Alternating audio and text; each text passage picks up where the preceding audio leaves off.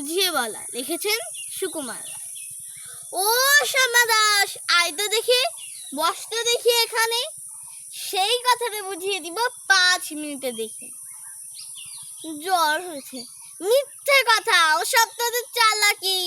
এই যে বাবা চেঁচাচ্ছিলি, শুনতে পাইনি কালা কি? মামার ব্যামো, বুদ্ধি রাখবি, ডাকিস না হয় বিকেলে, না হয় আমি বাতলে দেব, বাজবে মামাকে খেলে। আজকে তোকে সেই কথাটা বোঝাবো, না বুঝি তো মগজে তোর গজাল মেরে বোঝাবো। কোন কথাটা? তাও বলেছিস? ছেড়ে দিয়েছিস হাওয়াতে? কি বলছিলুম পরশু রাতে বিষ্ণু বসের দাওয়াতে? ভুলিসনি তো বেশ করেছিস, আবার শুনলে খেতি কি? বড় যে তুই পালিয়ে বেড়াস, মাস নে যে এদিকে।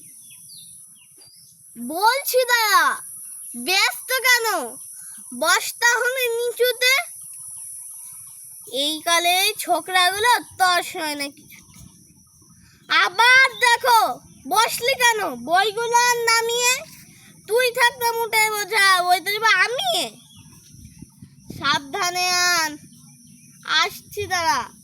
সেই আমাকেই খামালি, ঢের হয়েছে। তুই এই খেয়েছে, কোন আক্কেলে শব্দ কষটা নামালি? ঢের হয়েছে, আয় দেখি তুই, বসতো দেখি এদিকে। ওরে গোপাল, গোটাকাই পান দিতে বল, খেয়ে দিয়েছে।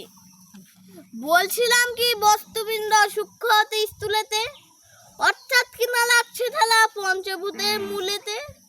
গোড়ায় তবে দেখতে হবে কোথেকে আর কি করে, রস জমে পঞ্চপ্রমায় বিশ্বতর শিকরে। অর্থাৎ কিনা এই মনে কর রোদ পড়েছে ঘাসেতে, এই মনে কর চাঁদের আলো পড়লো তারই পাশেতে। আবার দেখো এরই মধ্যে হাই তোলবার মানে কি? আকাশ পানে আকাশ খালি, যাচ্ছে কথা কানে কি? কি বললি তুই?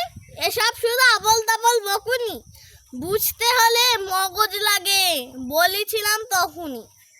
মগজ ভরা গোবর তোদের হচ্ছে ঘুটে শুকিয়ে, যাই কি দেওয়া কোনো কথা তার ভিতরে ঢুকিয়ে।